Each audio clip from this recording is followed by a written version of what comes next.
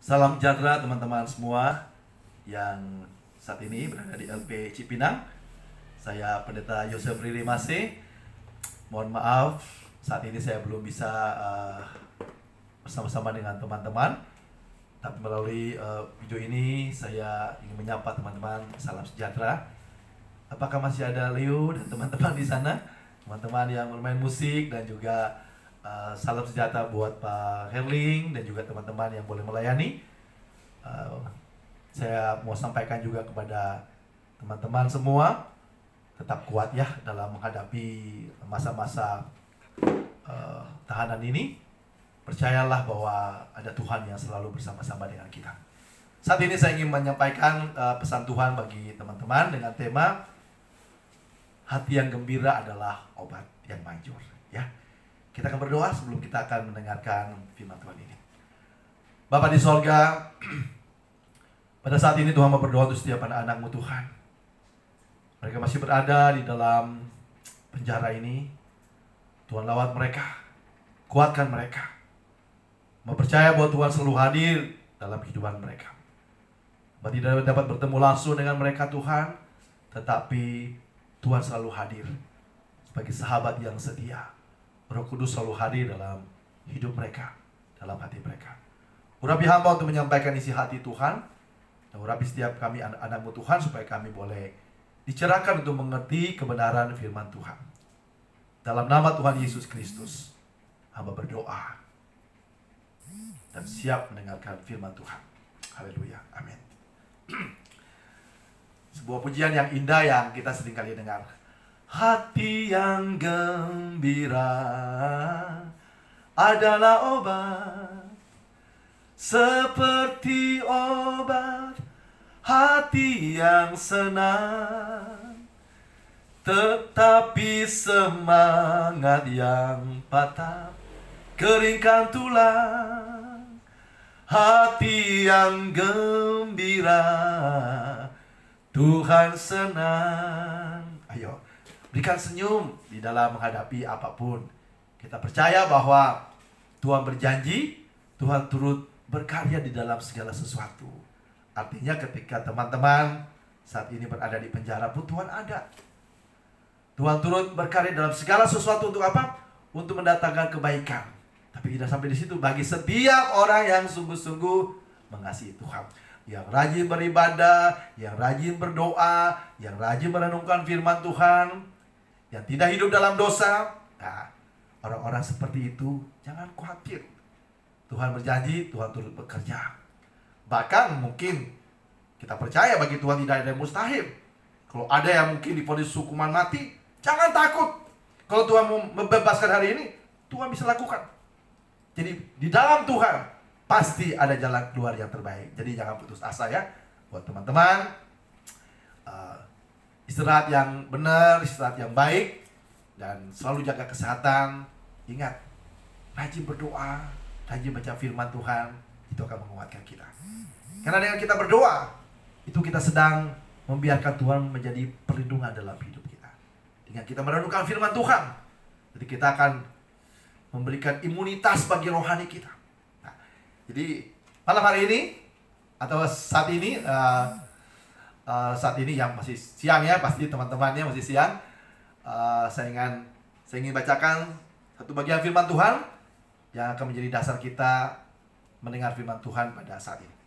Di dalam Amsal 17 ayat yang ke-22, demikian firman Tuhan. Hati yang gembira adalah obat yang manjur, tapi semangat yang patah mengeringkan tulang. Nah, siapa yang saat ini sedang sedih, sedang khawatir, sedang takut? Nah, itu nanti mengeringkan tulang, ya, membuat sakit penyakitan. 2000-an tahun yang lalu Tuhan sudah berfirman, ya, hati yang gembira adalah obat yang manjur. Tapi yang khawatir, yang takut, yang sedih, itu akan menimbulkan penyakit. Ya, jadi ingat firman Tuhan. Saya membaca artikel bahwa kalau kita berpikir yang negatif, hati kita sedih, hati kita susah, itu akan memunculkan hormon-hormon yang negatif. Ya. Hormon-hormon yang negatif, dan itu akan merusak tubuh kita. Nah, ternyata sudah dibuktikan kan? Tuhan sudah berfirman, hati yang gembira itu obat, tetapi semangat yang patah mengeringkan tulang. Jadi kalau saudara mau hidup sehat, jangan suka sedih, jangan suka putus asa, jangan suka khawatir, ya. Tetapi tetap bergembira di dalam Tuhan. Biasanya orang bergembira karena apa? Karena lagi banyak duit, ya, karena sudah bebas, karena mungkin lagi lagi dapat kiriman dari keluarga, ya, sukacita. Umumnya memang orang bersukacita, bergembira karena ya punya uang yang banyak, punya jabatan yang tinggi, kalau usaha omsetnya lagi gede. Nah, tapi kalau misalnya uangnya lagi nggak ada, lagi kanker, kantong kering, nah sukacitanya juga hilang. Nah, tapi firman Tuhan mengingatkan kita bahwa sumber sukacita kita, sumber kegembiraan kita bukan karena uang. Ya, kalau karena uang, nanti ada uang sukacita. Kalau orang Ambon bilang ada uang, haleluya. Kalau nggak ada uang, alelupa. Nggak boleh begitu ya. Jadi firman Tuhan dalam Mazmur 37 ayat yang keempat berkata bahwa bergembiralah, bersukacitalah karena Tuhan. Sumber sukacita kita, sumber kebahagiaan kita itu bukan karena ada uang, bukan karena ada berkat-berkat yang melimpah, tetapi kita harus bersukacita, bergembira karena Tuhan. Kenapa? Kenapa kita harus bergembira karena Tuhan? Yang pertama, yang ciptakan kita kan Tuhan. Mazmur 139 ayat yang ke-13-14 berkata apa? Tuhan yang menenun kita dengan tangannya sendiri. Jadi kita tuh berharga di mata Tuhan.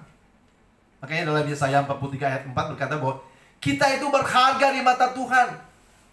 Orang berharga di mata Tuhan itu bukan karena dia punya duit yang banyak. Itu kan penilaian manusia. Wah, orang itu berharga kalau dia punya mobil yang bagus, rumah yang bagus, harta yang banyak, ya, emasnya banyak, gigi emas, rambut emas, semuanya emas. Tidak demikian, ya. Kita berharga di mata Tuhan karena kita diciptakan dengan tangan Tuhan sendiri. Mau hitam, keriting, apapun itu, kondisi fisik seperti apapun, kita berharga dengan baik, ya. Dengan baik, teman-teman, ya. Jangan suka ngata-ngatain orang, ya. Gak ada orang yang jelek loh di dunia ini. Itu kan istilah dunia. Kalau kita mengatakan orang jelek, itu kita menghina Tuhan. Yang menciptakan kita kan Tuhan.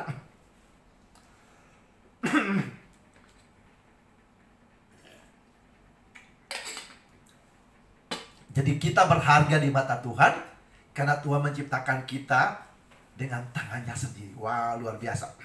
Bukan saja itu. Mazmur 145 ayat 8 dan 9 berkata apa? Ya, Tuhan itu penuh rahmat, mengasihi semua yang diciptakannya. Tuhan bukan saja menciptakan kita dengan tangannya, tapi Tuhan juga mengasihi kita. Wah, luar biasa. Itu yang membuat kita berharga. Lalu ayat yang terkenal, apa yang Tuhan katakan juga kepada Yeremia dan juga untuk kita. Dalam Yeremia 29 ayat 11, apa yang Tuhan katakan? Aku tahu rancangan apa yang ada padaku mengenai kamu. Rancangan damai sejahtera dan masa depan yang penuh harapan. Nah, itu harus menjadi kekuatan bagi kita. Bahkan di dalam Roma 8 ayat 28, ayat yang sangat terkenal, Tuhan turut bekerja di dalam segala sesuatu untuk mendatangkan kebaikan bagi setiap orang yang mengasihi Dia. Lalu Tuhan berjanji apa? Dalam Yesaya 41 ayat yang ke-10, jangan takut, aku menyertai engkau senantiasa. Bahkan di dalam Matius 28 ayat yang ke-20, aku menyertai engkau sampai akhir zaman. Akhir zaman hidup kita, sampai kita menutup mata, atau sampai akhir zaman dunia ini, Tuhan berjanji menyertai kita senantiasa. Nah, itu yang harus menjadi sumber sukacita kita. Ada uang, kita tetap berharga di mata Tuhan. Karena Tuhan menenun kita dengan tangannya sendiri. Karena Tuhan sangat mengasihi kita. Karena Tuhan tidak pernah merancangkan yang buruk dalam hidup kita. Bahkan Tuhan turut bekerja dalam segala sesuatu untuk mendatangkan kebaikan bagi setiap kita. Dan Tuhan berjanji menyertai kita senantiasa sampai akhir zaman. Ini yang harus menjadi sumber sukacita. Dan kalau kita bersukacita dalam Tuhan, maka hormon-hormon positif itu akan muncul dalam diri kita, akan menyembuhkan kita. Firman Tuhan sudah katakan bahwa hati yang gembira itu obat. Kenapa? Tuhan sudah menciptakan ada hormon-hormon dalam tubuh kita yang bisa menjadi sistem imunitas di dalam tubuh kita. Kalau hati kita gembira, ada hormon namanya hormon endorfin, hormon dopamin, serotonin, apa lagi? Interferon. Ya. Itu bisa muncul kalau kita hatinya gembira. Bahkan di dalam Filipi 4 ayat 8-9 berkata bahwa semua yang baik, semua yang benar, semua yang manis didengar, semua yang mulia, pikirkan itu, maka damai sejahtera Tuhan memenuhi hidup kita. Nah, kalau damai sejahtera Tuhan memenuhi hidup kita, maka hidup kita penuh dengan sukacita. Jadi apa yang Tuhan ingin sampaikan pada kita pada saat ini? Milikilah hati yang gembira, bukan karena ada uang. Milikilah hati yang gembira karena Tuhan. Itu sumber kebahagiaan yang sebenarnya. Kita berbahagia, kita bersukacita, kita bergembira karena Tuhan. Karena Tuhan menciptakan kita dengan tangannya sendiri. Begitu berharga. Dan Tuhan mengasihi kita. Tuhan merancangkan hal yang indah. Damai sejahtera buat kita. Maka Tuhan berjanji turut bekerja dalam segala sesuatu untuk mendatangkan kebaikan. Dan Tuhan berjanji menyertai kita senantiasa sampai akhir zaman. Selama masih hidup, ya, selama masih hidup, percayalah bahwa Tuhan sedang berkarya dalam kehidupan kita untuk mendatangkan kebaikan. Saya sering ngomong kan, beberapa kali saya khotbah dan saya sampaikan bahwa penjara bukanlah akhir. Penjara adalah sebuah proses hidup di mana Tuhan sedang turut bekerja dalam segala sesuatu. Teman-teman tahu kan, Dedi saat ini sudah sekolah Alkitab. Kita sering kontak-kontak. Leo masih ada nggak ya? Masih suka nyanyi nggak Leo? Ya, tetap bersukacita ya. Di dalam Tuhan kita tetap bersukacita, bersaksi tentang kebaikan Tuhan. Saya percaya kalau kita menyerahkan seluruh hidup kita ke dalam tangan kuasa Tuhan, kita akan melihat bagaimana campur tangan Tuhan dalam hidup kita. Ya, itu yang harus kita menjadi dasar kita untuk bersukacita. Karena firman Tuhan katakan, hati yang gembira adalah obat, tetapi semangat yang patah mengeringkan tulang. Stop dengan apa namanya, rasa khawatir, rasa takut itu, ya, berhenti. Tetapi mulai bergembira karena Tuhan, ya. Jadi bergembira bukan karena uang, bukan bergembira karena apapun, ya, tetapi bergembira karena Tuhan. Ada 3 hal yang saya ingin sampaikan kepada teman-teman supaya kita tetap kuat di dalam Tuhan dalam menghadapi pandemi virus corona ini. Ya, jangan terlalu ketakutan. Saya jujur aja, saya tidak terlalu percaya kalau tentang airborne, ya, di mana virus itu bisa bertahan sampai 8 jam. Kalau itu memang terjadi, mati kita semuanya. Sekarang ini kan kita di ruang AC kan, ya. Ya, tidak. Saya percaya bahwa ya virus memang ada. Karena dalam apa namanya? Saya akan bacakannya, Mazmur 91. Mazmur 91 mulai ayatnya yang pertama kita baca, ya. Demikian. Orang yang duduk dalam lindungan yang maha tinggi dan bermalam dalam naungan yang maha kuasa akan berkata kepada Tuhan, tempat perlindunganku dan kubu pertahananku, Allahku yang aku percaya. Ya. Lalu dikatakan di situ bahwa Tuhan juga akan, engkau tidak usah takut terhadap kedahsyatan malam, terhadap panah yang terbang di waktu siang, terhadap penyakit sampar yang berjalan di dalam gelap, terhadap penyakit menular yang mengamuk di waktu petang. Dan Tuhan berjanji, walau 1000 orang rebah di sisimu dan 10.000 di sebelah kananmu, tetapi itu tidak akan menimpamu. Itu kata Tuhan. Ya, memang kita lihat ada juga hamba-hamba Tuhan yang meninggal karena COVID katanya. Tetapi prinsipnya adalah tanpa seizin Tuhan kita tidak akan bisa kena. Yang penting adalah apa yang Tuhan mau. Kita harus berlindung. Bagaimana cara kita berlindung? Kalau berdoa sungguh-sungguh. Karena berdoa itu artinya kita tunduk di bawah otoritas kuasa Tuhan. Jadi berdoa jangan main-main, berdoa sungguh-sungguh. Walaupun mungkin doanya singkat, tapi Tuhan, tolong lindungi kami. Dengan kita mengungkapkan ini kepada Tuhan, maka kita menjadikan Tuhan sebagai perlindungan kita. Dan kalau Tuhan menjadi perlindungan kita, Tuhan berjanji untuk melepaskan kita juga dari kedahsyatan malam, dari penyakit sampar, penyakit menular. Dan yang kedua, yang harus kita lakukan juga adalah renungkan firman Tuhan siang dan malam. Ya, jadikan firman Tuhan itu menjadi kesukaan, jangan jadi obat tidur. Saya sering kali ngomong juga kan buat teman-teman, baca firman Tuhan itu bukan untuk direnungkan.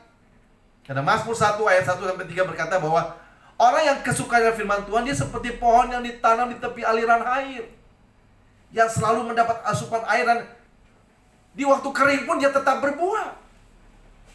Ya, itu sama dengan kalau orang suka menjadikan firman Tuhan menjadi kesukaan, dia tetap segar.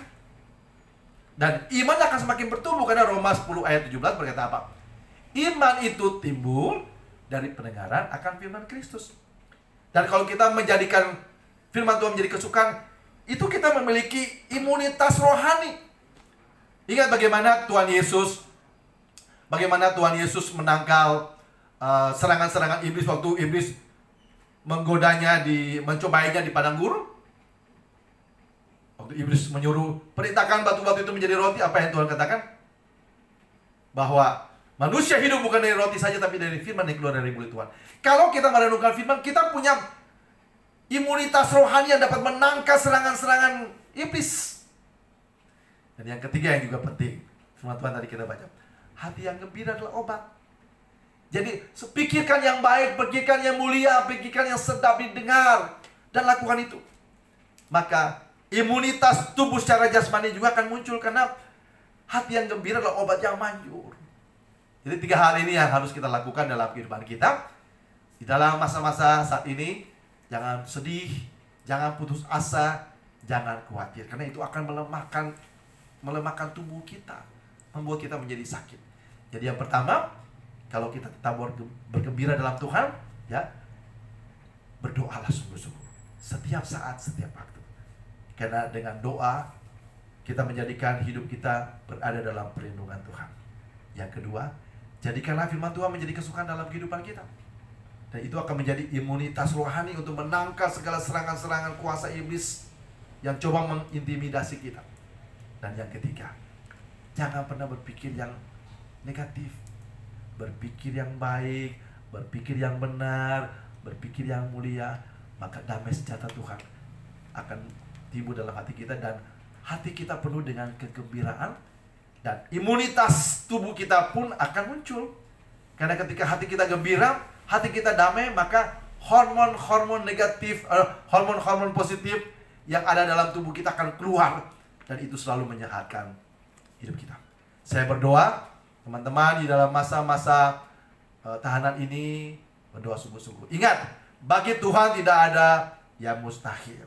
Kita percaya bahwa Tuhan kita sudah menunjukkan kasih yang begitu besar buat kita. Ya.